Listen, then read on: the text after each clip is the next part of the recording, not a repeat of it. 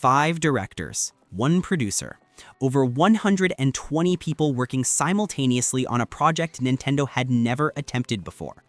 And in the middle of development, when everything started falling apart, Shigeru Miyamoto stepped in and essentially became a 6th director to save the entire production. This wasn't just game development. It was controlled chaos that somehow birthed what many still call the greatest video game ever made. The story of how Ocarina of Time came to exist is as epic as the adventure it contains, filled with impossible demands, last-minute decisions, and innovations that literally had to be invented because no rulebook existed for what they were trying to accomplish. This is how Nintendo transformed The Legend of Zelda from 2D sprite-based adventures into a 3-dimensional world that would define gaming for decades. The seeds of Ocarina of Time were planted long before the Nintendo 64 even existed. Back in the waning days of the Super Nintendo, Shigeru Miyamoto wanted to create a Zelda game utilizing the Super FX chip, a special graphics processor designed to boost the SNES's processing power. Early experimentation produced a thin polygonal Link viewed from the side, fighting with his sword. This was essentially an attempt to reimagine Zelda 2: The Adventure of Link with primitive 3D graphics. Director Yoshiaki Koizumi worked with Miyamoto on these early concepts, stating that sword fighting in Zelda had been a pending issue they wanted to solve. The FX chip experiments never evolved into a full game, but they established one crucial fact: Nintendo wanted Zelda in 3 dimensions. When Nintendo 64 development began around 1994, those ambitions resurfaced, but the team faced a fundamental problem. Nobody had ever made a 3D adventure game before. There were no established conventions, no design templates, no proven formulas. Everything would need to be created from scratch.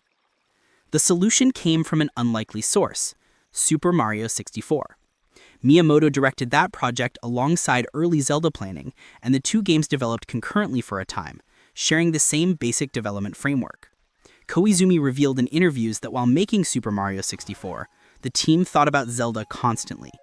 He even kept a notebook where he scribbled Zelda ideas during Mario development, knowing that lessons learned from putting Mario into 3D would directly inform how Link's adventure should function. Super Mario 64 became the testing ground for fundamental concepts. How does a camera work in 3-dimensional space? How does the player navigate depth and judge distances? How does shadows help orient players when traditional 2D visual cues disappear? Every solution discovered during Mario's development became available knowledge for Zelda's team. Ocarina of Time originally ran on the same engine as Super Mario 64, though it was modified so extensively during development that Miyamoto ultimately considered them entirely different engines. The connection remained undeniable, however. Both games shared DNA at their core. Actual focused development on what would become Ocarina of Time began after Super Mario 64's completion. The game was initially shown to the public at Space World in 1995, though at that early stage it existed more as concept and ambition than playable reality. Nintendo faced immediate challenges. The Nintendo 64 used cartridges rather than CDs, meaning severe data storage limitations. In worst-case scenarios, the team worried Ocarina of Time might need to follow Super Mario 64's structure. Link would be restricted to a central hub location, likely Ganondorf Castle or Hyrule Castle, with portal paintings leading to individual dungeon rooms. This idea nearly became reality before being abandoned. Remnants survived in the final game. The battle with Phantom Ganon, where the boss rides through paintings on horseback before engaging Link in magical combat, originated directly from this early hub world concept. The first official decision point came down to a fundamental question: what perspective should players experience? Miyamoto initially proposed making Ocarina of Time a first-person game. His reasoning centered on immersion. Players would better appreciate Hyrule's environment through their own eyes rather than watching Link from behind. Miyamoto noted that in third-person games, players constantly press buttons to switch to first-person view when they want to admire surroundings, suggesting that desire indicated first-person was the natural choice. There was another advantage. Developing enemies and environments would be easier if the team didn't need to constantly account for Link's on-screen presence. But this vision faced immediate resistance from within the development team. Koizumi, who was modeling Link, couldn't stand the thought of his Link not appearing on screen. He admitted in interviews that while it wasn't maced toward Miyamoto, he never attempted a first-person scene even once. Koizumi's reasoning was simple but powerful. Link is cool, and players should always be able to see him. This philosophical clash revealed a fundamental tension in how different team members envisioned the game. The conflict resolved when the concept of child Link emerged during development. Once the team decided Link would age from child to adult, Miyamoto believed it became necessary for Link to remain visible. Players needed to see the character's physical growth as part of the storytelling. The abandonment of first-person perspective created new problems. If Link stayed on screen, how would the camera function? Super Mario 64 gave players significant manual camera control, allowing them to rotate and adjust angles freely. That approach worked for Mario's acrobatic platforming, but felt wrong for Zelda's adventure tone. The solution came through AI-controlled camera systems that largely automated positioning while still allowing player input when needed. Miyamoto explained that Mario's camera control centered on the character, but Zelda's camera should reflect focus on the world itself. This distinction defined how the two franchises would handle 3D space going forward. Camera solutions led to another breakthrough innovation, Z-targeting. The team needed a way for players to focus on enemies and objects in three-dimensional space without getting disoriented. Originally, Z-targeting involved a generic marker, or reticle, something functional but robotic. Koizumi changed the design to that of a fairy, making it feel organic to the game world rather than a mechanical interface element. The system gained the name Fairy Navigation System among staff, which abbreviated to Navi, which in turn sparked the creation of Navi as an actual character, rather than just a UI element. This demonstrates the organic way development decisions influenced each other. A targeting system solution accidentally birthed one of gaming's most memorable and divisive companion characters. Miyamoto delegated directorial duties for Ocarina of Time, appointing 5 directors to handle different aspects of the game while he served as producer and supervisor. This was a new strategy for Nintendo's Entertainment Analysis and Development Division. The directors included Eiji Aonuma, Yoshiaki Koizumi, Yoichi Yamada, Toshio Iwawaki, and Osawa, who served as a coordinating general director listening to each director's opinions and managing their visions. Each director focused on specific elements: scenarios and planning, Link's actions, dungeon design, technical programming, and overall coordination. The boundaries between roles remained deliberately vague. As described in Iwata Asks interviews, if someone noticed something needed doing, they did it themselves regardless of their official position. This collaborative chaos worked initially but eventually created problems. With 5 directors pulling in different directions without a unified vision, the project began to fracture. Elements didn't cohere, systems clashed, progress stalled. Miyamoto intervened, stepping in to straighten things out. According to designers at Entertainment Analysis and Development, Miyamoto essentially became a director himself, despite his producer title. His passion for creating something exceptional was unparalleled, and he used his authority to send the series in new directions while giving younger employees opportunities to prove themselves. The hands-on involvement saved the project, but also dramatically expanded its scope. Eiji Aonuma's involvement exemplifies how talent was recruited. Before Ocarina of Time, Aonuma had spent considerable time developing games with external companies. He desperately wanted to work on an internal Nintendo project. He pestered Miyamoto repeatedly until Miyamoto finally relented, telling him they didn't have enough people for Ocarina of Time and inviting him to join. Aonuma arrived as the last person to join the team, yet his contributions proved invaluable.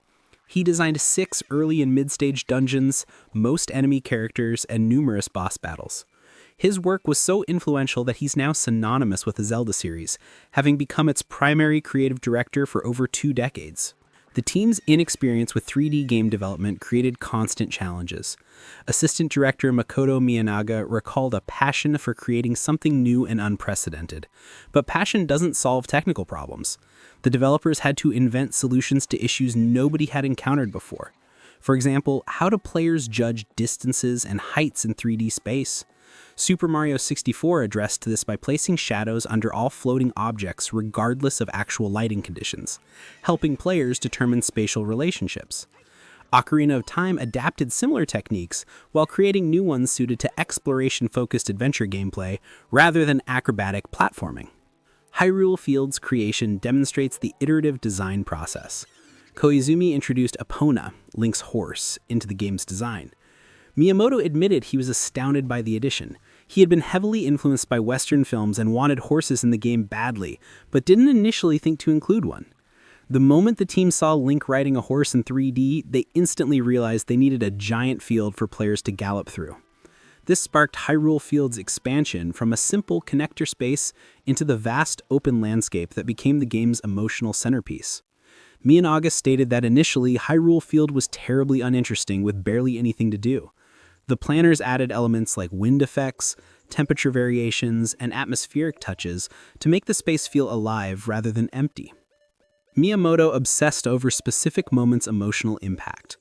When Link exits Kokiri Forest and enters Hyrule Field for the first time, Miyamoto wanted players to feel awe. The huge landscape needed an outstanding musical score to match. Composer Koji Kondo delivered with the sweeping Hyrule Field theme that's become iconic. Aonuma stated this part of the game is his favorite because it tells players their adventure truly begins now. That sense of opening possibility, of stepping from a contained childhood space into a vast world of adventure, was meticulously crafted through iteration and attention to emotional pacing. The decision to include both child and adult Link emerged organically during development. The team started by creating adult Link's model. Then someone asked what would happen if they created a younger Link. Which version should they use? Once Child Link existed, the realization hit that they could use both versions and have Link grow from child to adult. This wasn't just a mechanical decision, it carried thematic weight. Miyamoto wanted to portray how the world appears different through a child's eyes versus an adult's. Relationships with girls would change. Adults who seemed scary or stupid as a child might be perceived entirely differently when grown. The dual ages allowed the game to tell a story about maturity and perspective, rather than just saving a kingdom. Time travel became the mechanism to make this work.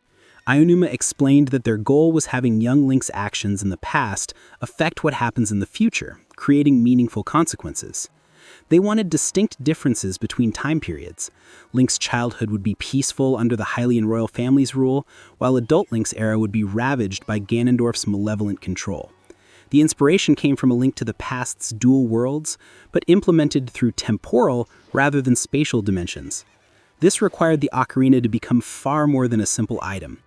In A Link to the Past, an ocarina existed, but players couldn't actually play it.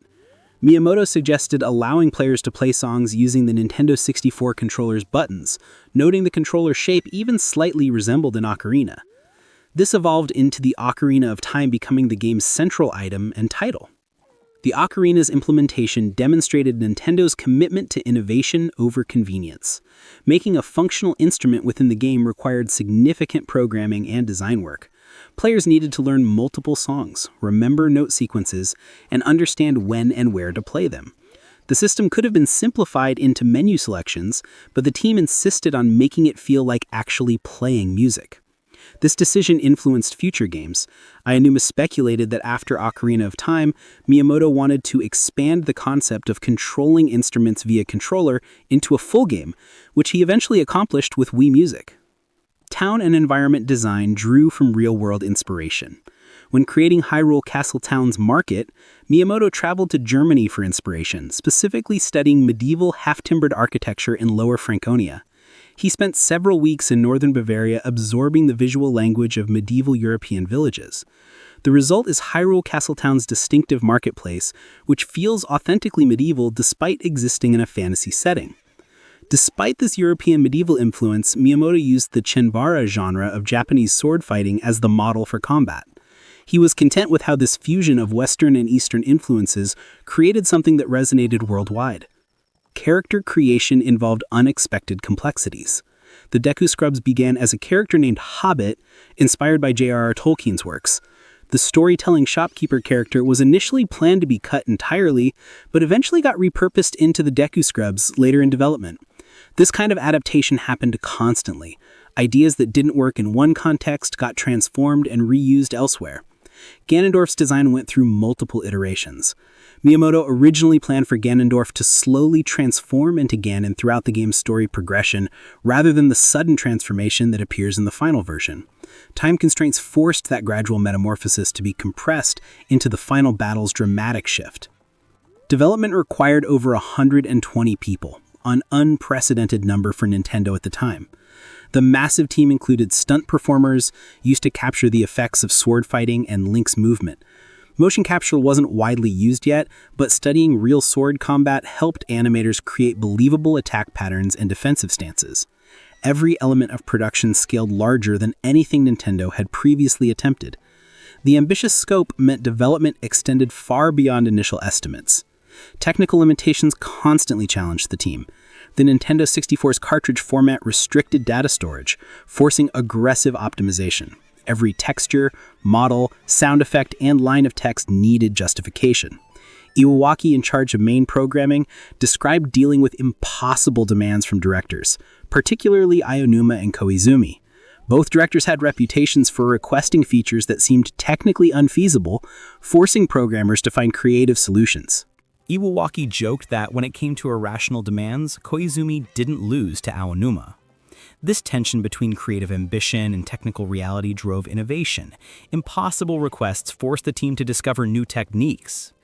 The water temple became legendary for its difficulty, particularly the iron boots mechanic requiring constant equipment menu navigation. Aonuma designed the temple, and it remains his regret to this day. Miyamoto stated that Aonuma continually hears complaints about the dungeon's difficulty, but Aonuma insists the temple wasn't hard, just inconvenient due to the boot switching requirement. This distinction matters. The puzzles themselves were solvable, but the interface friction of repeatedly pausing to equip and unequip boots created frustration. This taught Nintendo important lessons about the difference between intellectual challenge and interface tedium. Cutscene implementation reflected Miyamoto's directorial philosophy. He wanted Ocarina of Time to be cinematic yet distinguished from films. Takumi Kawagwe, who created cutscenes for Nintendo, prioritized making players feel in control of the action.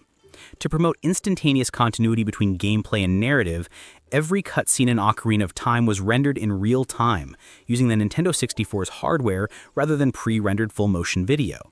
This meant cutscenes could seamlessly transition to gameplay without loading screens or visual discontinuity, but it also meant cutscenes couldn't surpass the engine's graphical limitations. Miyamoto preferred this approach because it let him tweak and adjust elements right up until the last minute. Pre-rendered videos would have locked in content early, preventing the iterative refinement that defined his creative process. Miyamoto hardly ever talked about story during Ocarina of Time's development, according to team members. He was heavily involved in character functions and gameplay mechanics, but left narrative construction largely to writers like Kensuke Tanabe. This reflects Miyamoto's game design philosophy. Story serves gameplay, not the reverse. He expressed frustration that fans obsess over timeline placement and lore consistency, wishing players would care less about such details because it would make development easier. Miyamoto goes into discussions about worrying over little details that ultimately don't matter, comparing it to questions about whether Yoshi is a boy or girl. His priority remained making games fun rather than constructing elaborate narrative universes. Development milestones got repeatedly delayed. The game was originally supposed to release the Christmas following the Nintendo 64's launch. That deadline proved impossibly optimistic. As development continued and scope expanded, release dates kept pushing back. The team showed builds at various trade shows throughout 1996 and 1997, each revealing more of the game's evolution. Beta screenshots from May 1997 show adult Link standing by the Great Deku Tree, demonstrating how much the visual presentation changed during development. Areas used pre-rendered backgrounds in early builds, similar to games like Final Fantasy VII. By release, everything rendered in real-time 3D, creating visual consistency but requiring significant optimization. Unused content filled the game's code. An R-Wing enemy from Star Fox 64 appears in Ocarina of Time's data with fully programmed attack and movement AI. The model, sound effects, and animations came directly from Star Fox 64. Developers used the R-Wing to test flight patterns for the boss Volvagia, the dragon that rises from lava pools. This kind of placeholder content was common. Teams used whatever assets were available to prototype mechanics before creating final art. Some of this test content accidentally remained in the shipped game's code, where data miners would later discover it. Numerous gameplay actions seen in later Zelda titles were originally intended for Ocarina of Time, but got scrapped during development due to time constraints or technical limitations.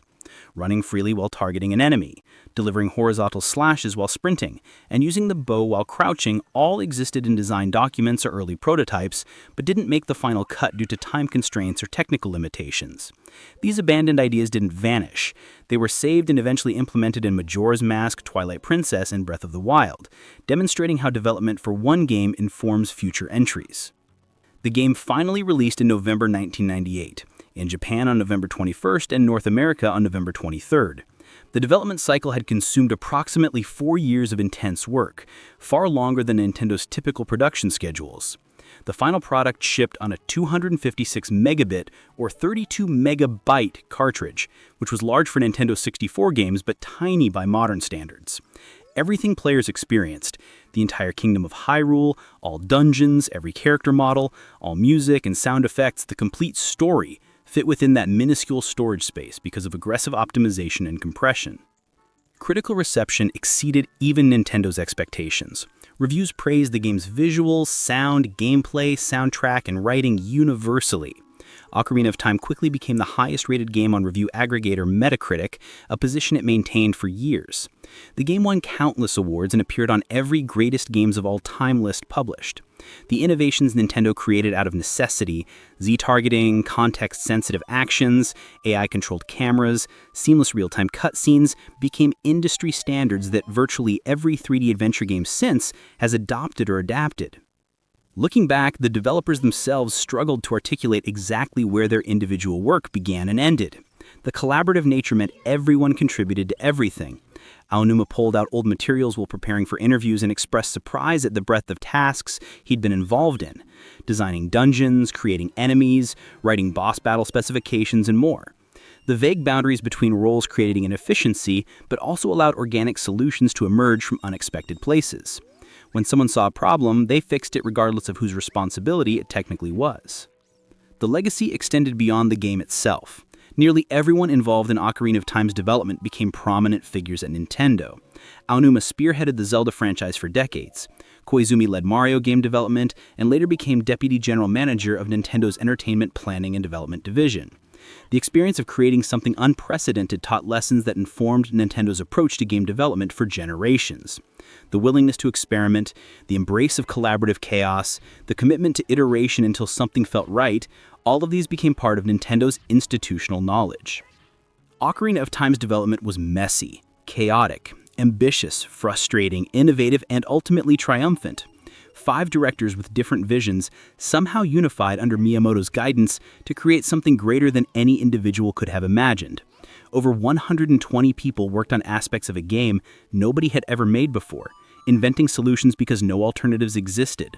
They traveled to Germany for architectural inspiration, studied sword-fighting techniques, argued about camera angles, debated first-person versus third-person perspectives, expanded Hyrule Field because horses needed space to gallop, and created a targeting system that accidentally became a fairy companion. The controlled chaos produced the greatest video game of its generation, and established conventions that defined how 3D adventures would be made forever after. That's not just game development. That's game history being written in real time by people who had no idea they were creating something that would still be discussed, analyzed, and celebrated decades later. That's how Ocarina of Time was developed.